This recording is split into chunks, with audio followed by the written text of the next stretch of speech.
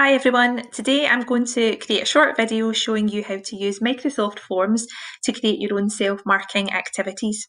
So I've logged into Microsoft Forms using my own Glow email account, and you can see I'm presented with two options, and because I want this activity to be self-marking, I'm going to select a new quiz.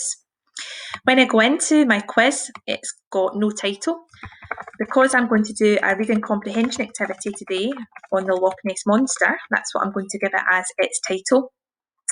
And we're going to add our text into the box where we would enter a description. So to save time, I have typed out a passage on the Loch Ness Monster that I want the children to answer questions on, and I'm just going to paste that into the box. You can see that you can't change the size or the font of the text, but it is very clearly visible. And if I click outside the text area, that text is now automatically saved. But if I want to go back in and make any changes to the title or the text, all I have to do is to click on them. So I'm going to add my first question, and to make this self-marking, it's multiple choice, and I'm going to click on the choice option. And you can see that there's already space for a question and two possible answers. So the first thing that I'm going to do is I'm going to add my question. Loch Ness is a lake that is very, and then we're going to give three possible answers, either shallow, dark, and to add another option, I click on add option. You can add as many as you like, but I'm only going to have three on this occasion. You can see that I've accidentally added a fourth option, so I'm just going to click on the bin to delete. So of my three options, I know that the third one is the correct answer, so I'm going to click on the tick to identify that as the correct answer. And I can also display a message for young people who pick that answer, so I'm going to say well done, because that's the correct answer this time.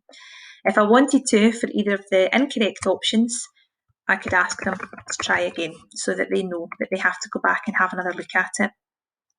One of the other things that's quite important when you're doing your questions is at the bottom here, it asks you, is this a required question? And if you're going to have more than one, if you click on the slider to say that this is required, it means that none of the questions can be skipped. So my first question is in there already, and if I want to, I can just go in and add new to add second, third, fourth, and so on question. To make it a little bit more visually appealing, I can go to theme and I can select either a coloured background, or if they have an appropriate theme, I can add that in. The plus key down at the bottom lets you choose your own themes that you might find via Google, or maybe photographs that you have that are already relevant. When we go to share, we're going to use this link here by copying it and either pasting it into an email, a website, a Google Classroom, etc. And that allows the children to access the survey. Once they start answering, you can then see how many responses you have, how long it's taken them to complete the survey, and you can start to see which questions they may have struggled on, which may help to inform your teaching next time. For any learners who really struggle with their reading, you can see that Immersive Reader is built in. So when young people click on this button, it will automatically read the text to them.